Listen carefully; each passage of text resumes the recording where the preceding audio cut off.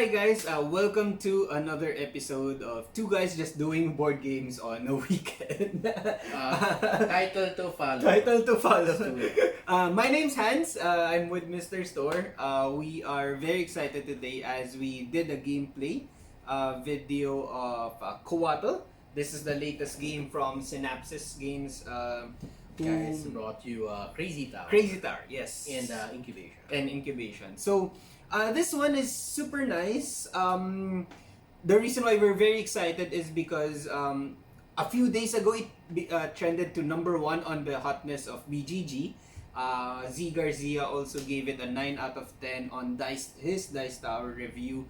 And kami will give you a local angle in terms of for Pinoys, do we think it's a good fit as well. So, Mr. Sir, do you want to start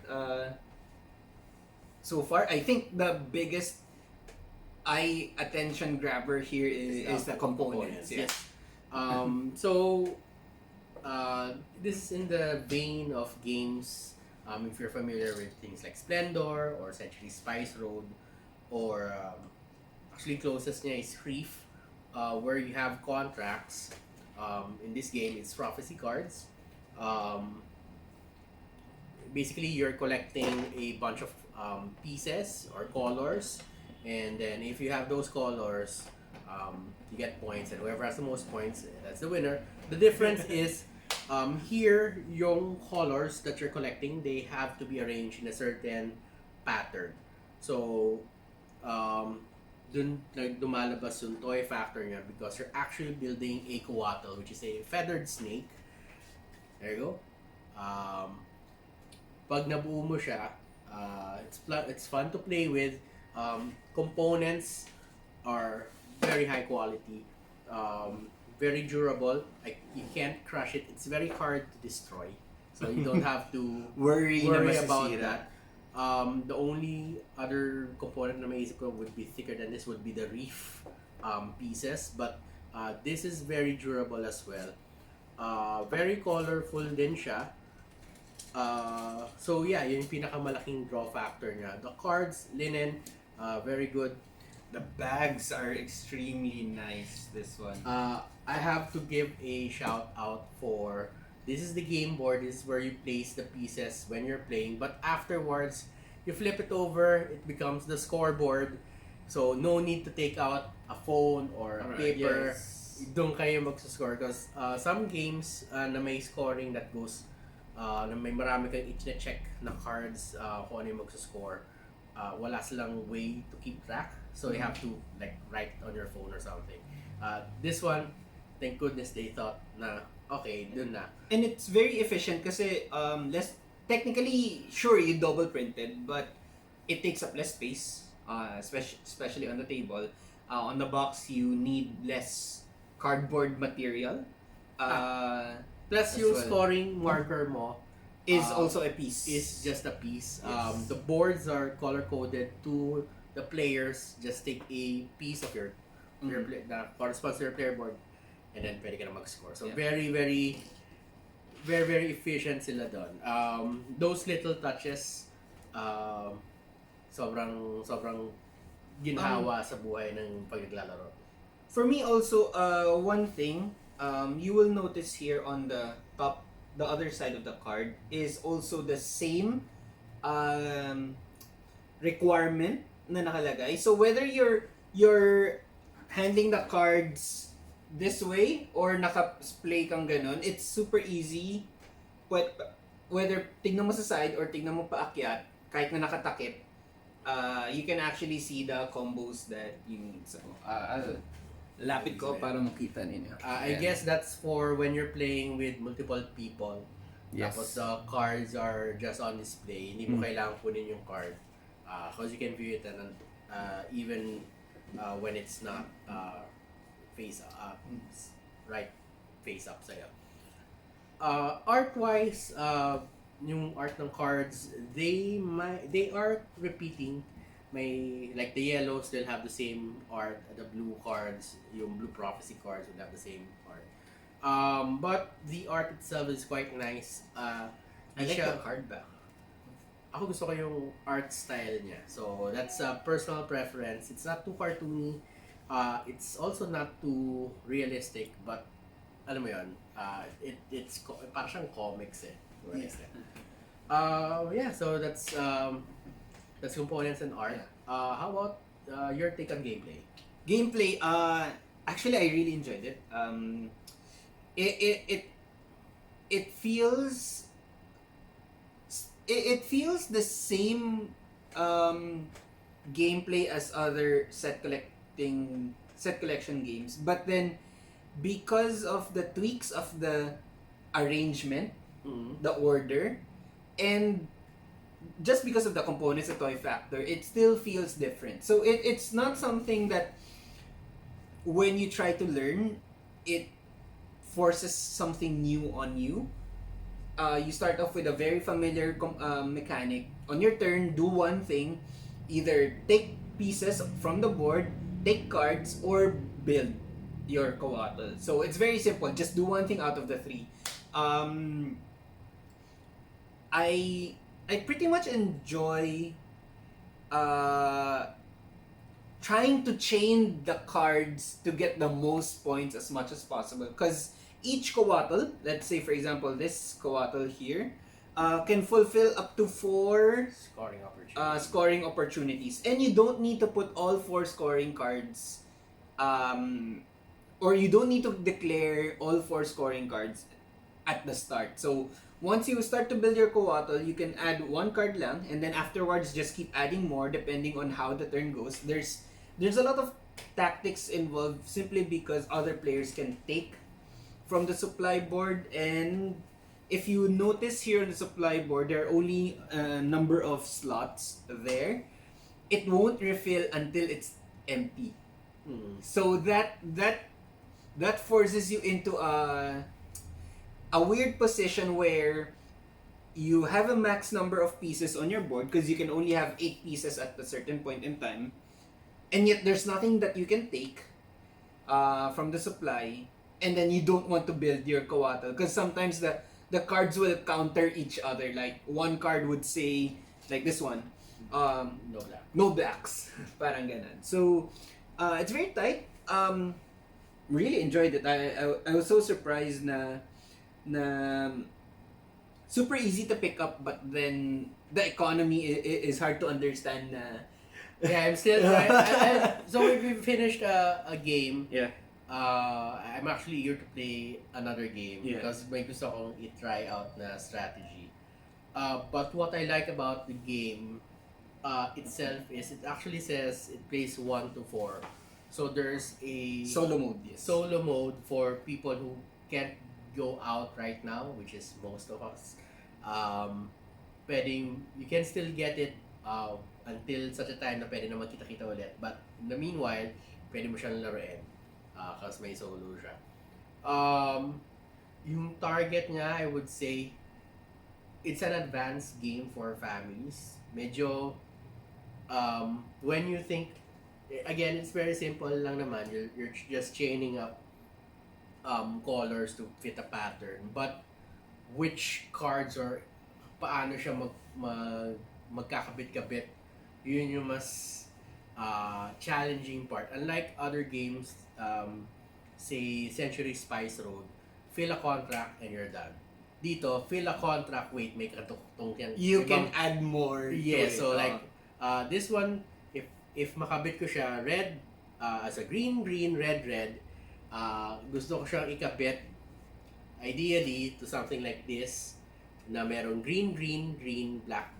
Because I just need 3 more pieces and that nets me like 10 points. Which, again, in economy niya, that's for a few pieces you get a lot of points. So, yun yung hinahanap mo, saan ka makaka-maximize ng score. And of course, you want each Coatl to score 4 cards as much as possible, diba? You want that, but you might not be given enough time. Depende kung gaano ka-aggressive yung table. Like, the game we played, very lenient.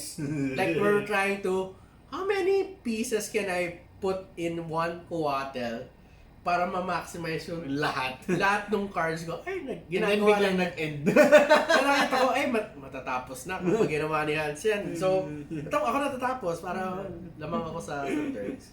And actually, I think that won me a few points ahead. Yeah. So, merong mga ganong factors sa timing. I have to add, at any point in time, you can only have 5 cards in hand, which is huge because on your turn, when you draw cards, you can draw up to your hand limit, which is 5. It stops you from hoarding. And then at the same time, remember, there's no way to discard cards unless you put it into a Coatl. But the time that you put it into a Coatl is another slot that takes up the scoring opportunity of your Coatl, kumbaga. So, hindi ka pwede magkaroon ng, hindi mo siya, technically, pwede mo siyang gawing parang garbage bin. yeah. May isang Coatl ka na hindi mo mahal. Hindi mo ilagay yung mga ayaw mong cards, but, ayun nga, sayang yung Sayang yung opportunity, sayang yung slot, tsaka yung slot. Unless you're rushing the game to Yes. finish your... That helps out a lot kasi sometimes at the start, diba, right? I was thinking one strategy, and actually it might have cost me the game, was to fish for cards and then look for a general direction after looking at all of my cards. And then since I drew from the random pile, iba-iba silang direction. Kumbaga. So I think that's actually huge. deadly yung blind draw. in Yes, this game. deadly yung blind. But if you have nothing else, it's like mid-game na, Part and wala of ka the nang, cards. wala ka nang, ayaw makisama ng cards that are played dun sa binubuo mo, then I think that's the time you draw from that. Replayability wise, I think this game has a lot of replayability. So again, you have your scoring cards na ikaw yung pipili, but there are also Temple cards. temple objectives. You have one na seed sa'yo, that's hidden, that's yours. And then there's two public. Na unahan kung sino una maka-fulfill ng contract na or ng temple goal na yun. There's a bunch of temple cards. So it keeps the game fresh. Again, like most other games in this category, Spice Road and Splendor and Reef, yun yung kahit ulit-ulitin mo, parang hirap magsawa eh. Yes. Like, the first time you played any of these games, I'm pretty sure na you played, I played 3 games of those in one go. Meaning, pagkalaro ko, laro ulit. Yeah. Like this one, meron lang review, but if there wasn't, maglalaro kami. Also, simply because of the random refill of the board, that makes it fresh. Kasi nag-change eh. Like at some point, because no one was taking green, the board became full of greens. Or nung pagka-refresh, every spot had a black. And then there were no black scoring cards. Yes. So like, parang kunin mo na yan. So, definitely, yes, I think it's super replayable. We didn't even use the sacrifice tokens. Yes, there's a vanilla. You just play cards and but there's actually parang an advanced game where you get tokens which allows you to do a one-time special power like refresh the board or but replayability wise, hindi kayo magsasawa for sure. I actually think it's more replayable than Splendor. Simply because for Splendor, there are dominant strategies that really come out. Sa base, I Sa would base, say. But to be honest, if it had the expansion, then medyo may flexibility. But yun yung catch. You have to get the expansion. Here, the base itself is replayable enough na hindi mo makita yung which is the like ano yung path na kailangan pag lumabas yan dapat kunin mo. No, right now I don't see any card na ganon.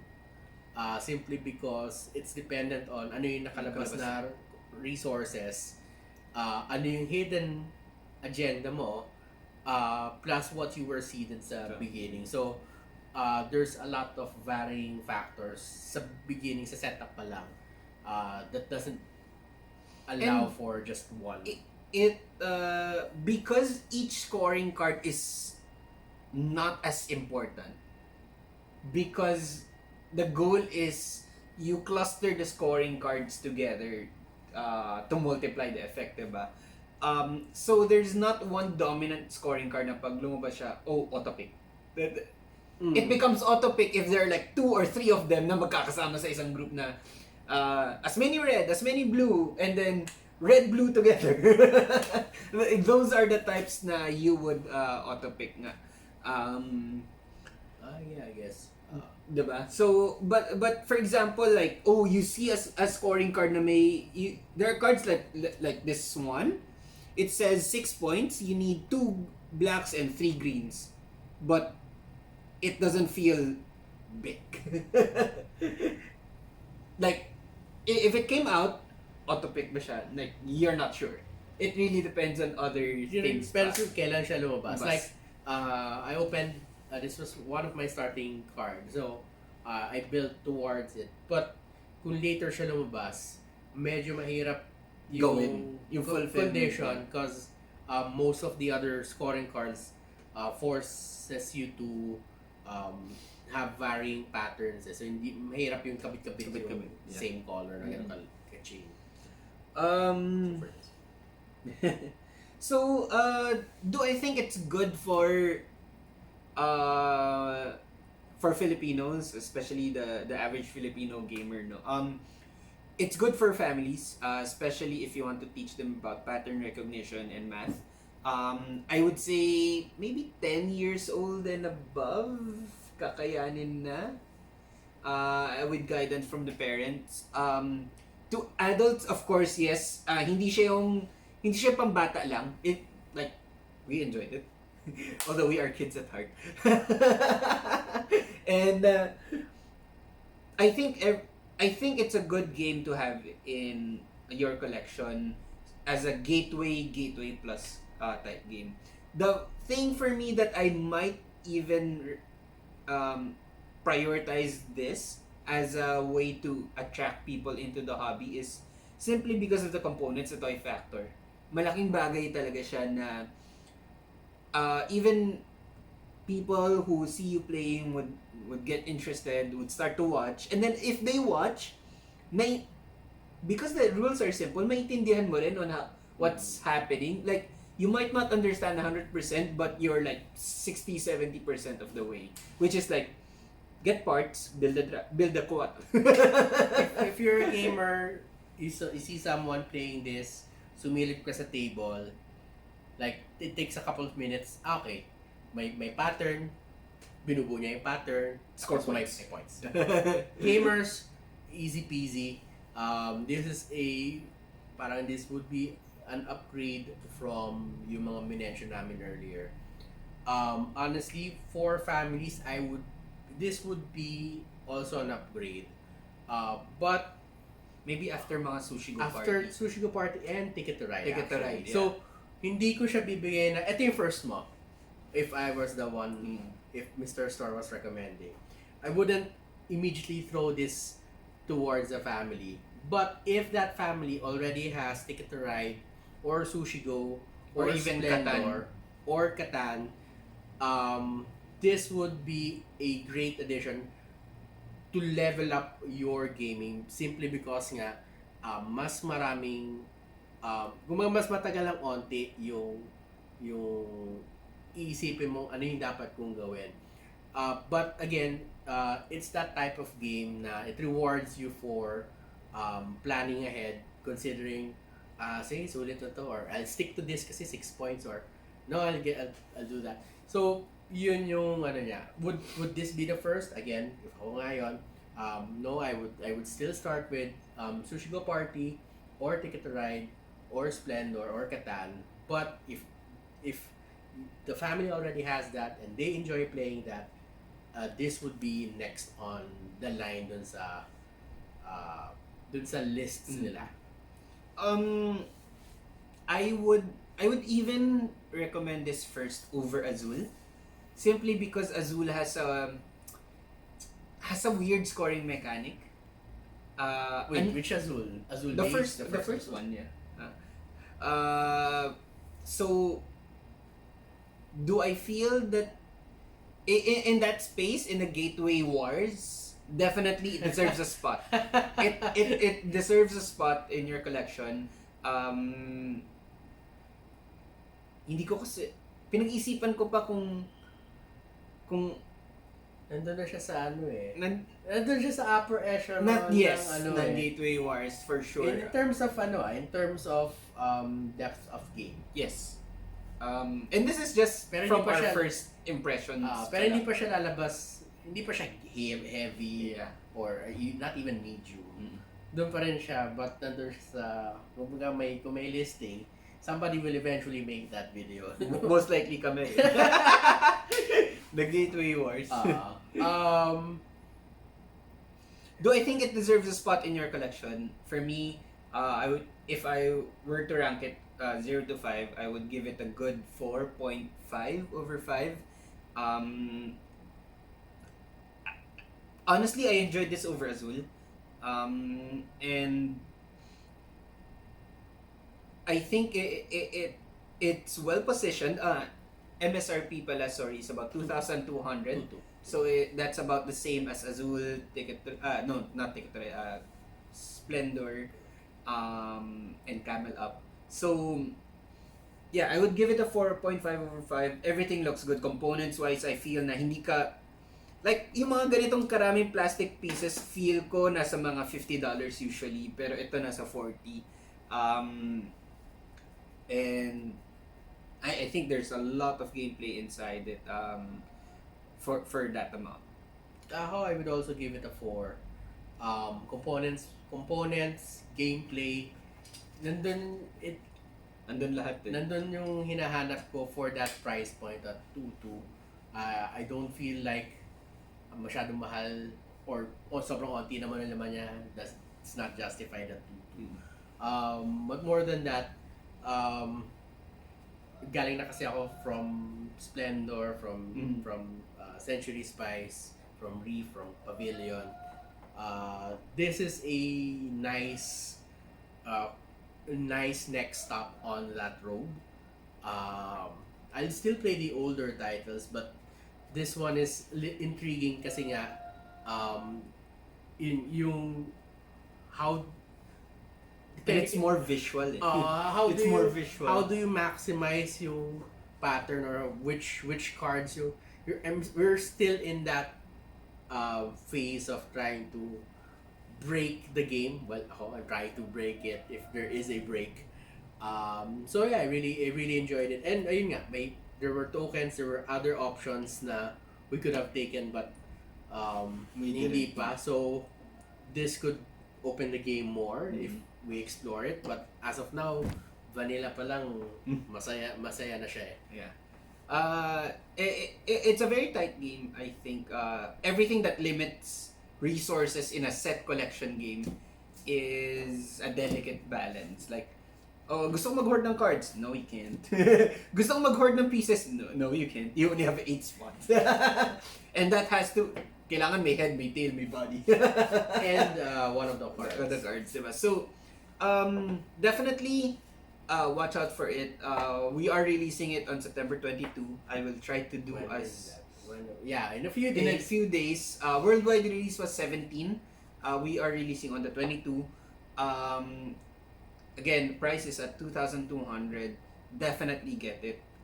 If you have the budget, if you like gameplay, if you like this type of game, yes, I would definitely recommend you get it. Bumalik yung opportunity to play in the store once na pwede na. Basta yung magpa-game day kasi may demo na kami. I just bring it there. Okay. Alright. I think that's it. Since we're releasing this video on the 22nd, just wanted to highlight Just One Philippines is here. We're also releasing it on that day. It is a 2019 Game of the Year, but we added Pinoy culture and expressions and food into it. Yes, it's compatible with the original English edition. Major restock din natin. Yeah, we also got Arkham Horror and then Root. Yay. Yes. So that's it. Stay tuned for more videos. Please follow us. For me, Instagram at a show of hands, and our Facebook page, Gaming Library, as we bring you more and more videos and unboxing. Again, these are just two guys playing board games on a Saturday. Bye bye.